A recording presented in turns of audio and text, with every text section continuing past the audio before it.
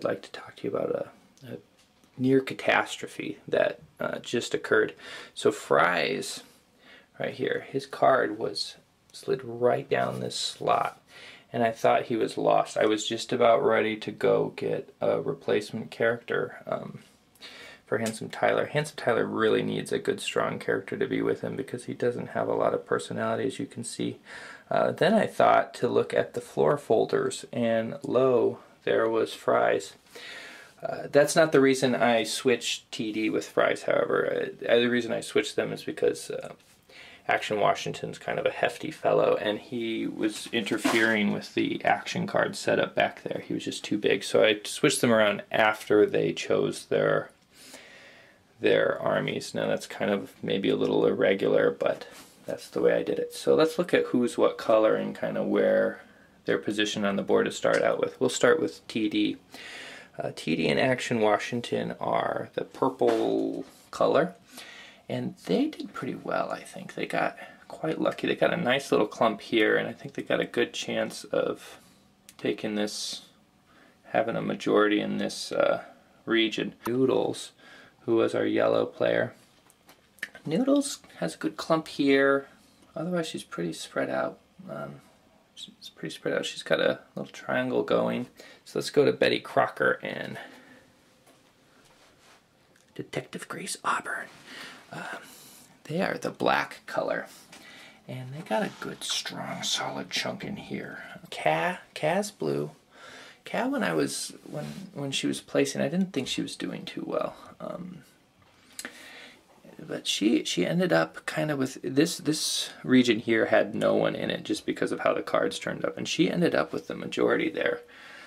However, she's going to be going up against Fry's, I think, for majority control, and Fry's is kind of a spitfire. I don't know. Alright, so Fry's, I guess that leads us to Fry's. Fry's is red, and Fry's has kind of got this little spaghetti kind of thing going on.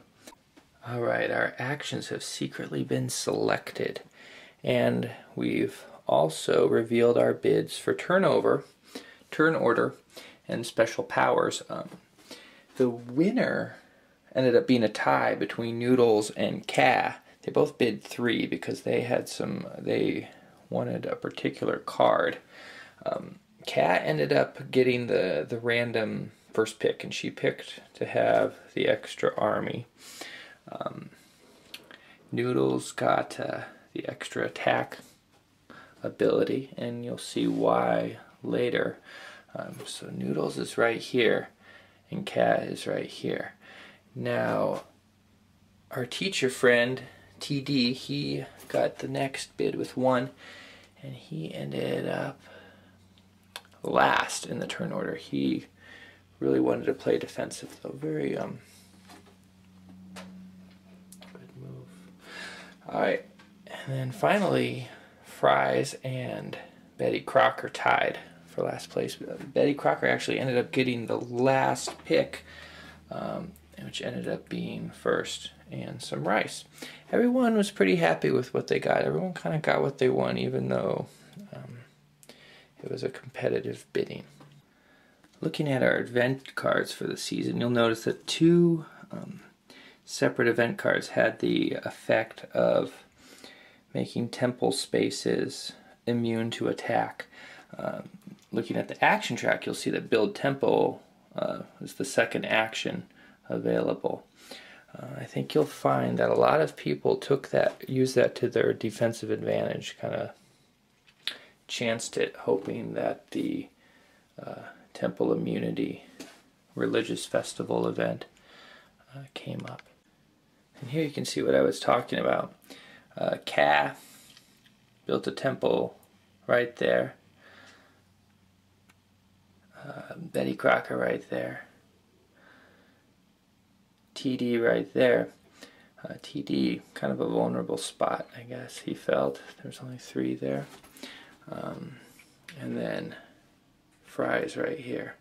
So they picked spots where they had kind of smaller amounts of armies, except for Ca. Ca, I think, really kind of wanted to maintain this foothold here without having to commit troops there right away.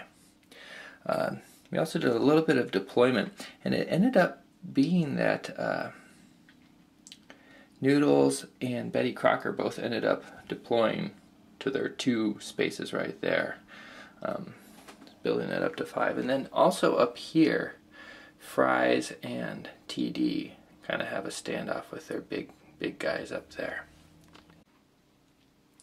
Alright, we have our big buildup of troops just happened.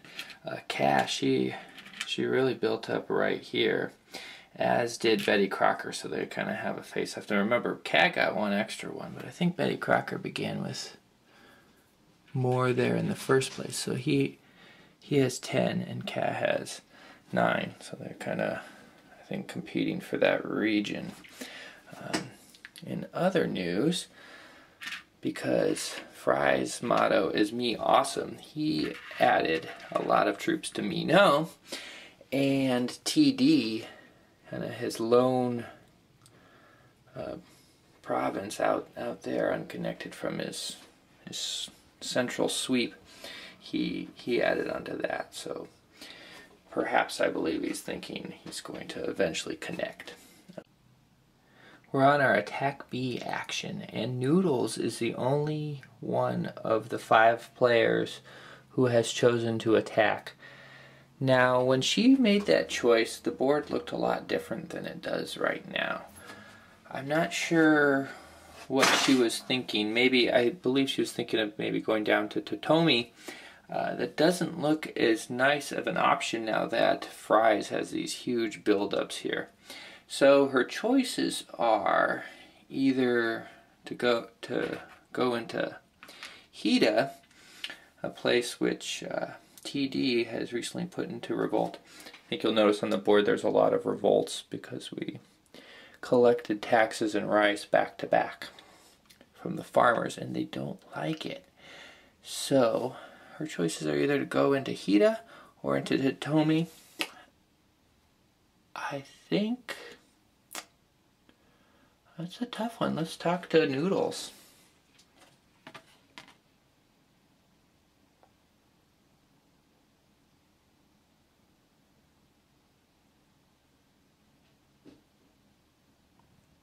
So Totomi it is. Maybe not the choice I would have made, but possibly prudent. So we'll take 4 for this, 1 from the farmer supply, and we'll put them in our nice tower here and find out what happens. Wow, they all went down. These 2 are out. She wins it. Alright, I made my first error that I'm aware of, and probably made more. I neglected her extra cube she gets for attacking. So to kind of make it up to her, I just put another cube on the province she was attacking from. Is that fair? I don't know. So now we're in attack phase A. And Noodles is not alone this time. Betty Crocker also chose to attack from Mimasaka. Since we just saw Noodles in action, we will let him go. He is going to go down into Bison here, and he's got his 4. I'm going to take 1 for the farmers, and we'll see what happens with our tower. I'm actually quite surprised. Ooh, okay. So these stay in the tray if I remember correctly, because it's only black and green in the battle. He took it, but he had some losses. His Bison there. I'm kind of surprised that Fries did not choose to attack. I thought he would for sure, but it looks like he's trying to get this big tower going. This tower of stronghold. Oh, while I'm looking at a revolt marker, I like how the revolt mechanism works. If you kind of burn your bridges by getting resources. So if you notice on the board, a lot of our characters chose to take resources from out of the way places because they thought they might lose them anyway. they weren't quite sure how combat works. So speaking of combat, it's Noodle's turn. She's attacking from Setsu, which is right over here. And she's going into Omi, so she's going to get an extra cube. Let's not forget that. This time. And she'll take on a farmer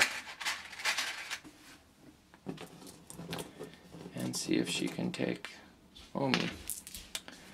Her thought is she wants to both join up with her main force over there, and also she thinks she might have a shot at this region. I don't think she does.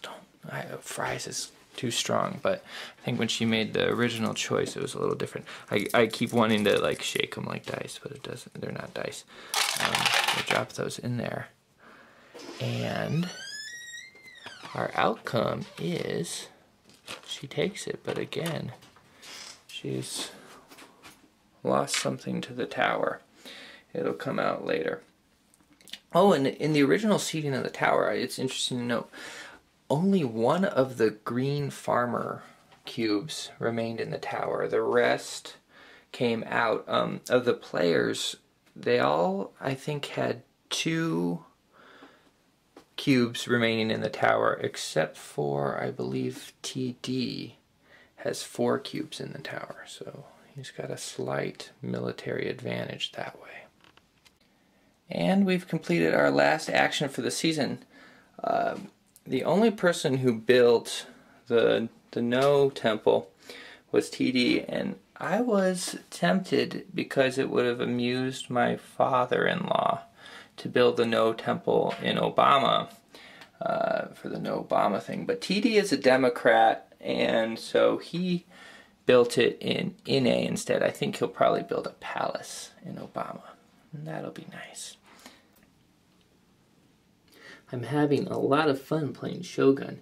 It's a big change from playing Origins How We Became Human, which is the game I had been playing solo for quite a while. It's interesting how they are similar and yet very different. I guess they're mainly similar in that you can fight people on a one-to-one basis with little cubes. But this one works very, very well and very, very differently. Thematically, it's kind of harder for me to get into because it's just about becoming a shogun, which if I were alive in feudal Japan, I would not want to be the shogun. But I don't know if I'd want to, I don't know what I'd want to do. Maybe I'd want to be in the No Theater. That'd be fun. So I'm really enjoying it. I think our characters are too. I have no idea what's going to happen, so it's exciting. I feel pretty good about TD's chances. Kat, her forces are kind of divided, and I think that's going to be tough for her. But she's strong. Interesting, I'm going to pick up the camera here. I was going to be done with that, but she's got a good opportunity to pick up some empty provinces down there. Because what are they connected to? They're connected to her, and then they're connected to Shima over here. And the only one who can really get to Shima is Betty Crocker. And Betty Crocker is really not thinking much about this area at all. So, but the problem is, she is among giants.